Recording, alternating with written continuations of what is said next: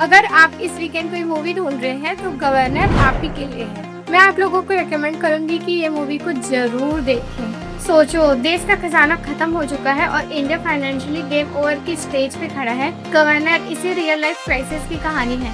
Governor but typical Bollywood movie नहीं, जहाँ hero 20 लोगों को उड़ा देता है, आखिरी में देश को बचा लेता है। यहाँ हीरो के पास ना कोई गुण है और ना ही कोई सुपर पावर। उसका वेपन उसका दिमाग, डिसीजन मेकिंग और देश को बचाने का जज्बा। फिल्म हमें 1991 के उस दौर पे ले जाता है जहाँ इंडिया की इकोनॉमिक्स आईसीयू में थी, फॉरेन रिजर्व खत्म हो चुका था, देश कर्जे के प्रेशर में था और इस समय कोई भी गलत फैसला लेना देश को बैंकरप्ट कर सकता था।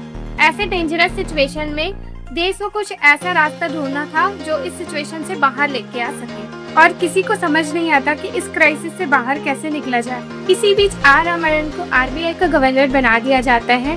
सबसे बड़ी बात तो ये है कि इन पर किसी को यकीन नहीं रहता, फिर ये अपने दिमाग और स्ट्रेटजी से इस सिचुएशन से इंडिया को बाहर कैसे लाते हैं, इस मूवी में दिखाया गया है। इस फिल्म की सबसे इंटरेस्टिंग बात यह है, यहाँ सस्पेंस विलन को हराने का नहीं बल्कि देश को बचाने का है। हर मीटिंग, हर डिस्कशन और हर डिसीजन के बाद ये टेंशन होता है कि अगर ये गलत हुआ तो देश को इसका नुकसान उठाना पड़ेगा।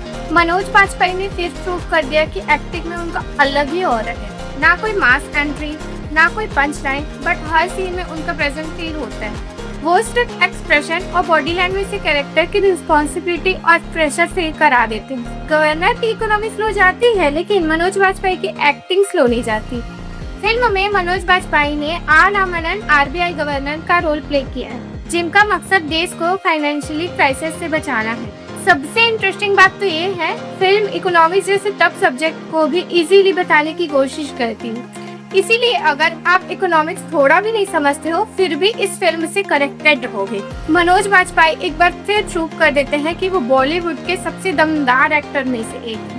उनकी स्क्रीन प्रेजेंट और इमोशनल सीन इस फिल्म की जान है। लेकिन फिल्म परफेक्ट नहीं है, कुछ जगहों पर सीन स्लो हो जाती है और टेंशन उतनी फील नहीं होती जितनी होनी चाहिए थी। इतने बड़े इकोनॉमिक्स क्राइसिस को और थ्रिलिंग बनाया जा सकता था। अगर आपको रियल इवेंट्स, पॉलिटिकल ड्रामा और मनोज बाजपेयी की एक्टिंग पसंद है तो ये फिल्म आपको डेफिनेटली देखनी चाहिए।